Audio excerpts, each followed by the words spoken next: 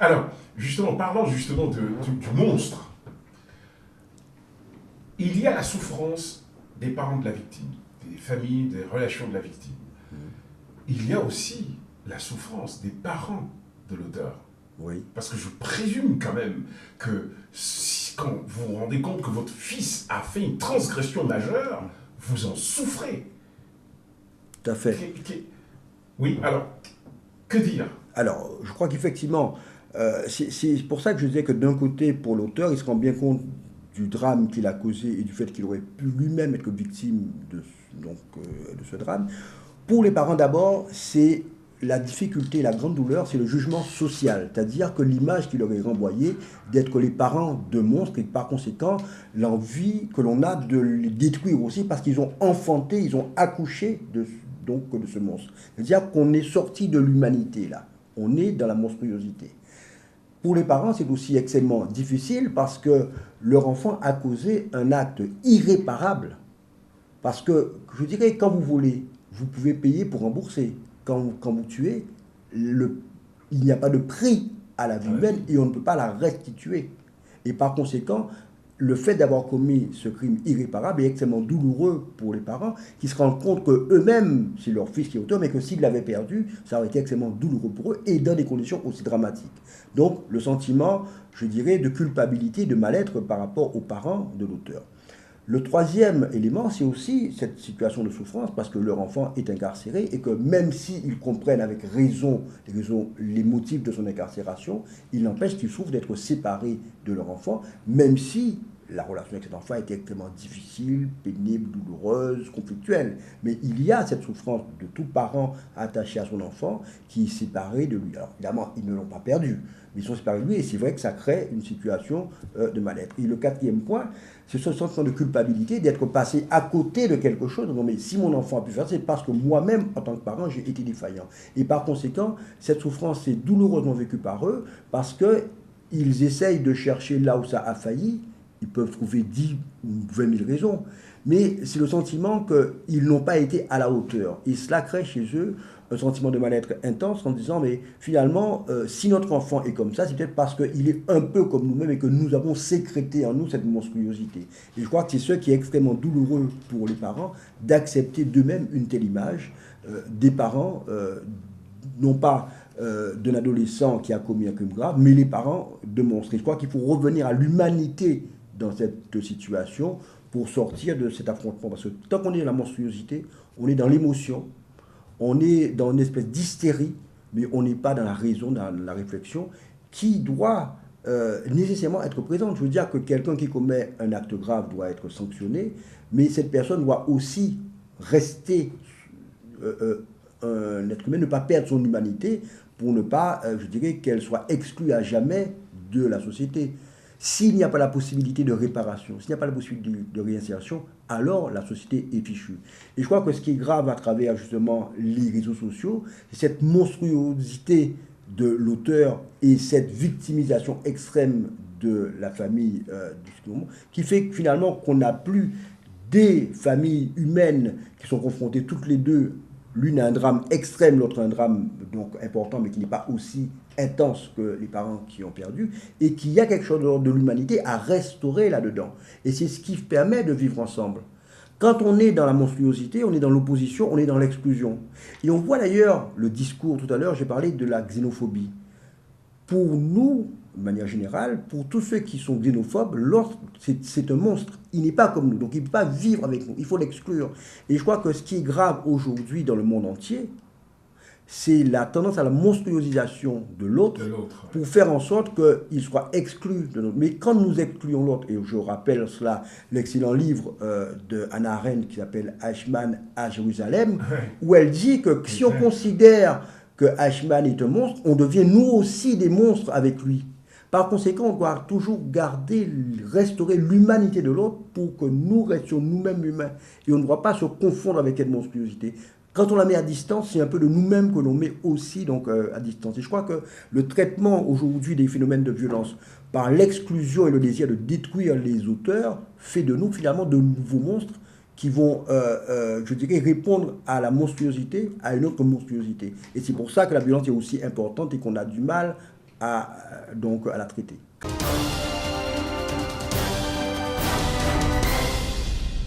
Comment faire pour revenir à notre humanité? Comment faire pour retrouver cette humanité qui doit commander notre regard sur l'autre?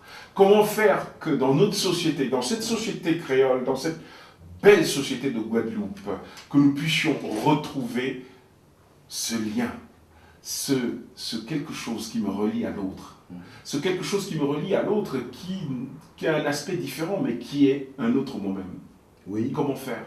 Alors, la première chose, c'est de se dire et de se rappeler que nous sommes tous des étrangers à ce pays. D'abord, ceux qui sont arrivés de force ici, que l'on a obligés à venir et qui sont des étrangers, parce que les Taïnos qui étaient déjà là, ont été chassés, ont été tués. Donc, quelque part, vous voyez, la première exclusion. Donc, on a obligé des hommes à venir vivre sur terre, mais ils ont fait de cette terre la leur. Ça veut dire que les descendants des Africains ont fait de cette Guadeloupe leur pays. Par conséquent, ils sont passés du statut d'étrangers au statut de Guadeloupéens. D'autres sont arrivés et ont fait aussi de la Guadeloupe leur terre. Acceptons l'idée que nous sommes tous des étrangers arrivés sur un même lieu et condamnés à vivre ensemble. Acceptons cette idée-là, que c'est ensemble qu'on va construire ce pays et non pas en opposition. Et que par conséquent, celui qui est différent est quelque part étranger comme nous, donc il nous ressemble aussi, quel que soit, je dirais, son pays d'origine, puisque nous sommes tous des étrangers, sur une terre qui est commune. La deuxième idée, c'est que le respect de l'humanité au-delà de tout. L'être humain, quelle que soit son origine, sa couleur, son âge, son sexe, demeure un être humain au-delà de tout, que nous devons respecter, que cette valeur humaine est sacrée, quelle que soit son origine. Remettons cette notion d'égalité de l'humanité, quelle que soit l'origine des hommes. La troisième idée, c'est qu'il faut que nous nous disions que nous sommes condamnés à vivre ensemble et par conséquent, cherchons tous les moyens de vivre ensemble plutôt que les moyens de s'opposer. C'est-à-dire, préférons ce qui lie plutôt que ce qui divise. Préférons ce qui fait du lien plutôt que ce qui oppose. Préférons l'amour à la haine.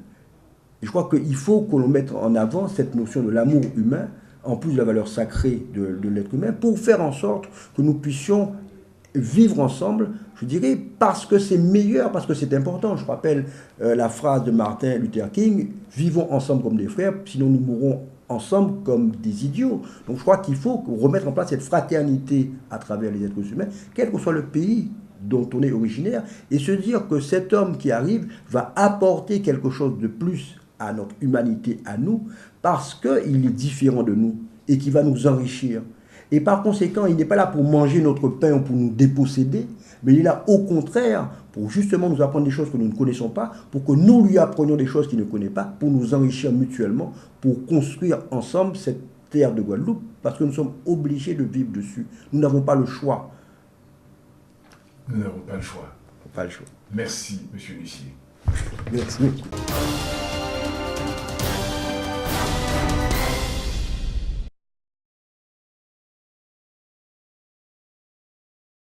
Bonjour, monsieur Jazor. Bonjour, monsieur. Bonjour à tous les téléspectateurs. C'est dans le cadre de notre émission Radio-Télescopie de la Guadeloupe que nous revenons vers vous pour vous interviewer encore, vous donner votre sentiment sur ce que nous vivons depuis quelques jours. Merci de votre confiance et merci de faire attention à mon humble avis.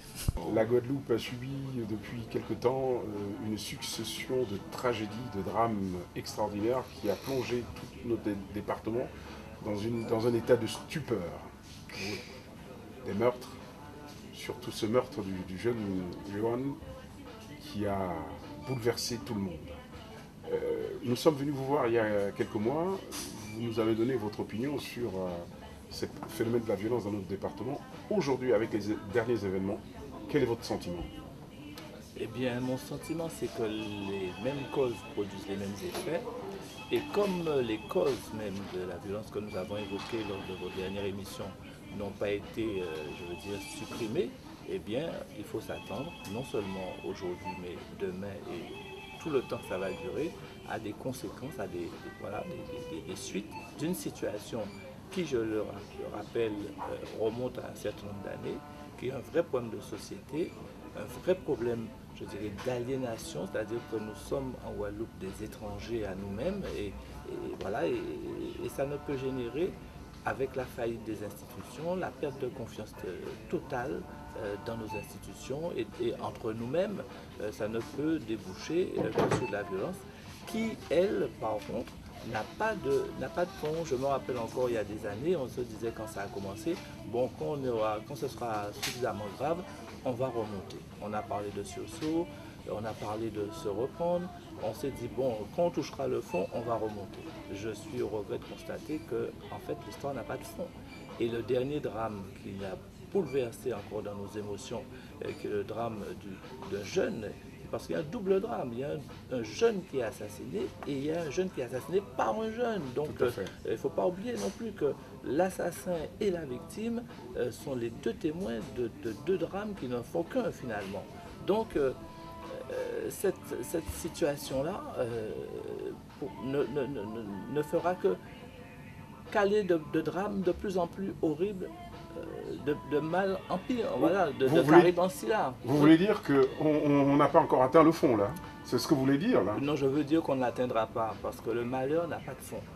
Pour l'avoir observé la situation sur les 40 dernières années, nous avons un sursaut émotionnel. Donc l'émotion, elle est faite pour ça, mais l'émotion n'est pas faite pour durer. Donc à chaque drame, nous allons monter en émotion, mais l'émotion est faite pour retomber. Donc elle va retomber, et puis pendant ce temps, le robinet à drame qui est ouvert en amont, lui, il continue à couler. Donc on va inexorablement, si on n'arrête pas et si on ne se met pas sur le robinet, on va inexorablement vers de nouveaux drames et qui provoqueront de nouvelles émotions.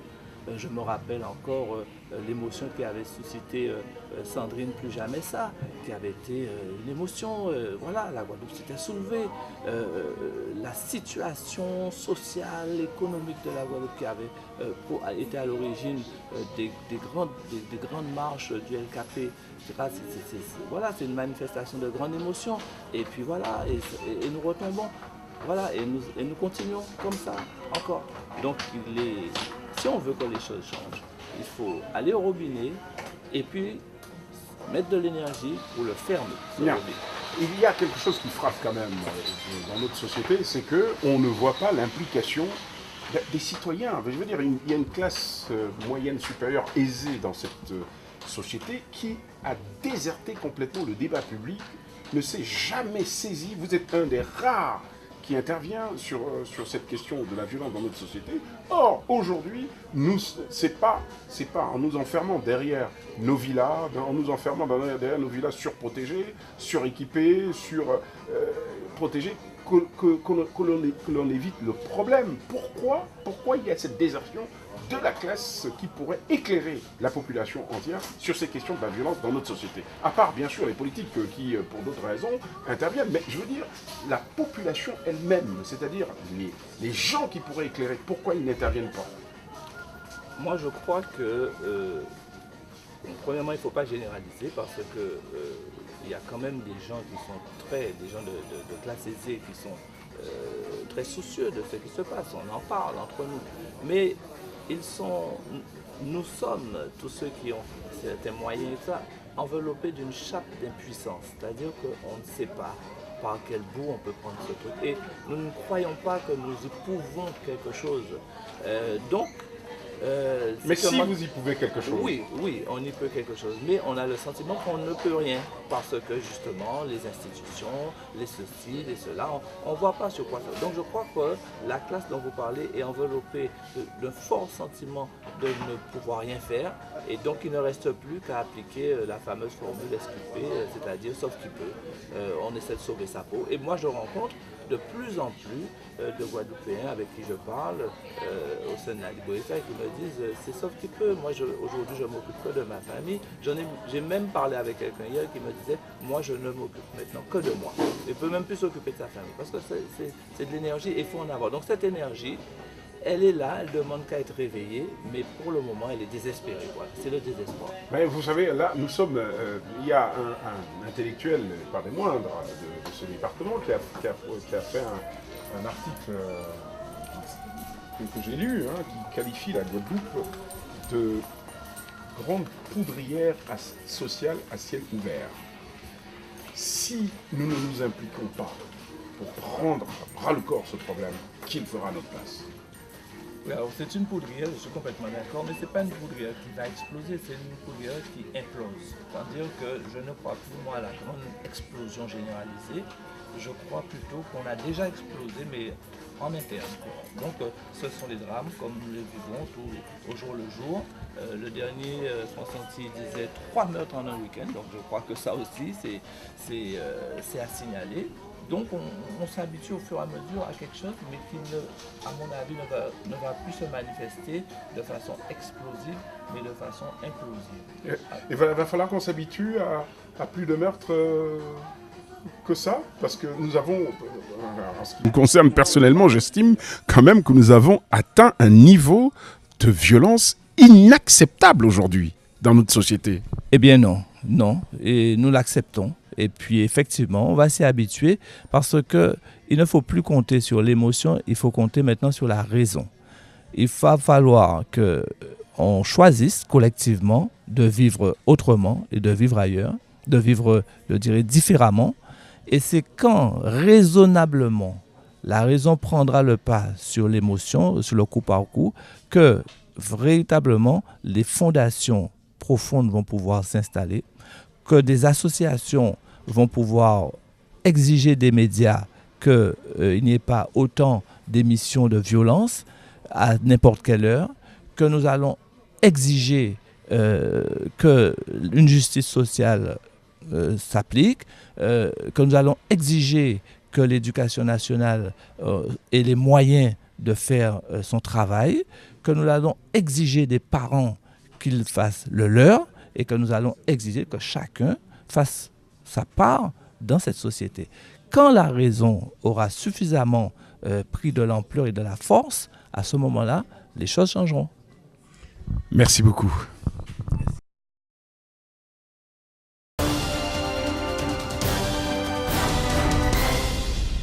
Pour terminer cette première émission de la rentrée de Radio Télescopie de la Guadeloupe, nous allons laisser le mot de la fin à un immense poète antillais, homme politique, Aimé Césaire, fondateur de la négritude, qui disait « C'est quoi une vie d'homme ?»